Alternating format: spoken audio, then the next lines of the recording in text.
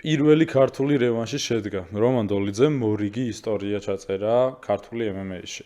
ჯერ მარტო რომან დოლიძე ისტორია აქამდეც დაწერა რამდენიმეჯერ. დავიწყოთ იმით, რომ იგი არის პირველი ქართული ნოკაუტის ავტორი. გავაგრძელოთ იმით, რომ იგი არის პირველი ქართველი მებრძოლი, რომელიც ორ სხვადასხვა წოით კატეგორიაში იმყოფებოდა ტოპ 15-ში. ახლა კი პირველი ქართული რემატჩი იყო ჩანიშნული, სადაც რევანში შედგა და რომან დოლიძემ მარვინ ვეტორისთან ძალიან პრინციპული ორთაბრძოლა მოიგო. ძალიან საინტერესოა ამ ბრძოლის დეტალებში განხილვა. თავდაპირველად მარვინ ვეტორის სტრატეგია აშკარა იყო, რომ პირველი ბრძოლიდან გადმოიტანა, ცდილობდა ლოუ-კიკებით გარედან ემუშავა და ახლო დისტანციაში გასვლებში არ შესულიყო, ურთხოვდა რომანის მძიმე დარტყმებს. თავდაპირველად თითქოს წარმატებასაც პოვებდა, ძალიან ახლო ბრძოლა იყო. მაგრამ მოახერხა რომანმა და რაუნდები წამოიღო. მესამე რაუნდი იყო ძალიან კრიტიკული, სადაც რომანმა მძიმე დარტყმები გაატარა. ერთ მომენტში ნოკდაუნიც იყო თითქმის, თუმცა რომანმა მოახერხა თავისი ხასიათი კიდევ ერთხელ გვაჩვენა და გადარჩა ამ მომენტში. თუმცა საინტერესო ის არის, რომ გადარჩენა არ კმარა. როგორც წესი, მებრძოლები, როდესაც ესეთ სიტუაციაში აღმოჩნდებიან, მხოლოდ გადარჩებიან და იმაზე კონცენტრირდებიან, რომ როგორმე ბრძოლა ბოლომდე მიიყვანონ. რომანი ესე არ მოიქცა. რომანმა საჩემპიონო რაუნდებში მეოთხე და მეხუთე რაუნდში საერთოდ გადმოიბირა ყველაფერი.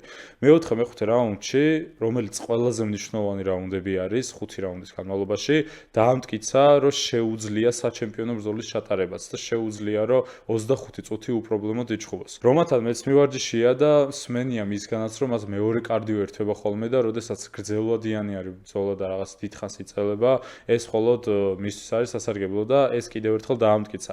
განსაკუთრებით მომეწონა, თავიდან უნდა გავსო ხაზი იმას, რომ მან შეძლო, რომ ზიანი მიიღო, ეს ზიანი აიტანა და მიუხედავად ზიანისა, მეოთხე მეხუთე რაუნდში გადაუარა ვეტორის. რა უნდა იყოს რომანისთვის შემდეგი? მან გამოიწვია რობერტ ვიტეკერი და ისრაელ ადესანია. ორი ცალი ყოფილი ჩემპიონი.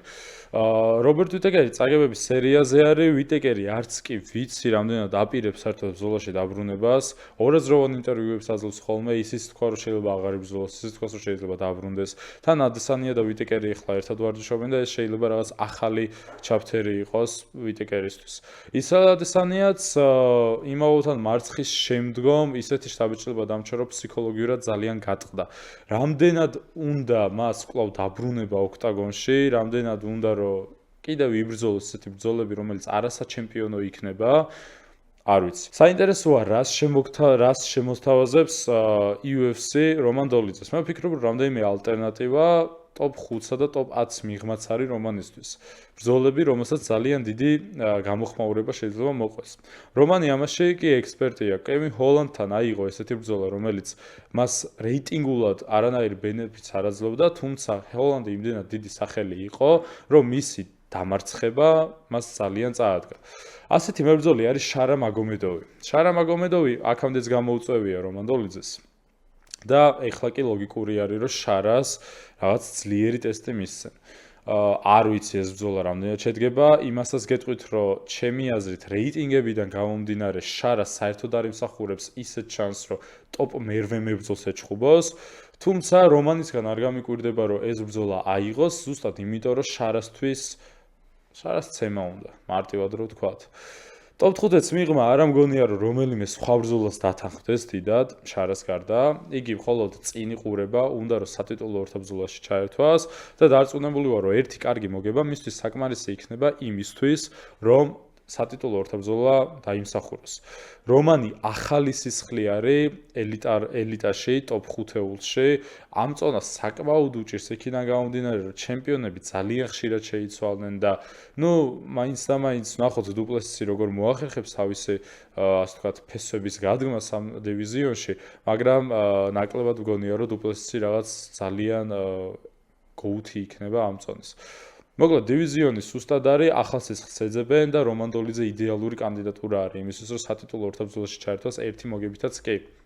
უბრალოდ, აქ პრობლემა არის ერთი რაღაცა, რომ იმავოვი არის რომანზე მაღლა და არის კიდევ ბორალიო, რომელიც ასევე ელოდება სატიტულო ორთაბრძოლას. სავარაუდოდ, ჩიმაევი იქნება შემდეგი დუპლესისთან და იმდენი ბრძოლა არის ჩანიშნული და იმდენად ქაოსური მდგომარეობა აქვს, რომ კაცმა არ იცის რა მოხდება.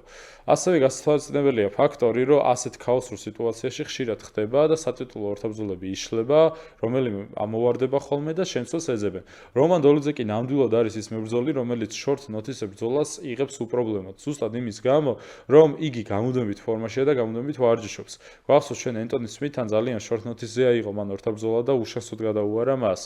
იყო მანამდეც ბრძოლები, სადაც short notice-ზე დათანხმდა რომანი ამ ორთაბრძოლებს, ზუსტად იმიტომ, რომ იგი გამუდმებით ფორმაში არის და ფორმაში შესვლა არ ჭირდება. იგი ყოველთვის მზადყოფნაში არის იმისთვის, რომ დიდი ბრძოლები აიღოს და დაამარცხოს ნებისმიერი.